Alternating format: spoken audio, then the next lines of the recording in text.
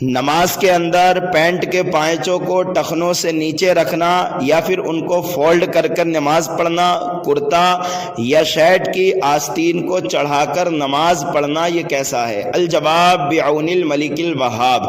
دیکھیے، جو پینٹ یا پاجامہ، لنگی یا لوبر جو پہنا ہے، یا تو وہ ٹخنوں سے نیچے ہوگا یا پھر وہ ٹخنوں سے اوپر ہوگا۔ ٹخنوں سے اگر اوپر ہے، زیادہ اوپر نہیں، صرف ٹکنے کھلے ہوئے ہیں، تو ایسا کپڑا پہننا یہ سنت ہے۔ لیکن اگر کوئی شخص پینٹ، پاجامہ، لنگی یا لوبر کو ٹخنے سے نیچے رکھ کر پہنتا ہے اور وہ ریاکاری، تکبر، دکھاوا، اسٹائل کے طور پر پہنتا ہے، تو ایسا کپڑا پہننا حرام ہے اور اس کپڑے کو پہن کر نماز پڑھنا مکروہ تحریمی ہے۔ اس نماز کو دوبارہ پڑھنا ضروری ہوگا۔ اور اگر کوئی شخص لمبا ہونے کی وجہ سے پینٹ کے پائچوں کو فولڈ کر لیتا ہے، تو حدیث شریف کے اندر کپڑے کو فولڈ کرنے سے بھی منع کیا گیا ہے۔ جو لوگ پینٹ کے پائچوں کو فولڈ کر کے نماز پڑھتے ہیں، ان کی نماز بھی مکروہ تحریمی واجب الاعادہ ہوتی ہے، اس نماز کو بھی دوبارہ پڑھنا ضروری ہے۔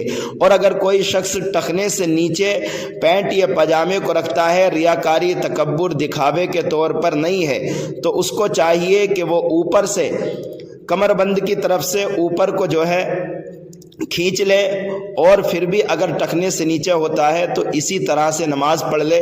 نماز مکروہ تنزیہی ضرور ہوگی لیکن تحریمی نہیں ہوگی۔ پھر بھی کپڑے کو جو ہے ٹخنے سے اوپر ہی رکھنا چاہیے، یہی سنت ہے۔ اور اگر کوئی شخص جان بوجھ کر کے کپڑے کو فولڈ کرتا ہے، چاہے وہ اوپر سے کرے، نیچے سے کرے، اندر سے کرے یا باہر سے کرے، نماز مکروہ تحریمی ضرور ہوگی۔ اس مسئلے کو آپ حضرات ضرور ذہن نشین کر لیں اور اپنی نمازیں برباد ہونے سے بچائیں۔ اگر کوئی شخص کرتا یا شرٹ کی آستین کو آدھی کلائی سے زیادہ چڑھا کر کے نماز پڑھتا ہے یا کونیوں سے اوپر چڑھا کر کے نماز پڑھتا ہے، تو اس کی نماز بھی مکروہ تحریمی واجب الاعادہ ہوتی ہے۔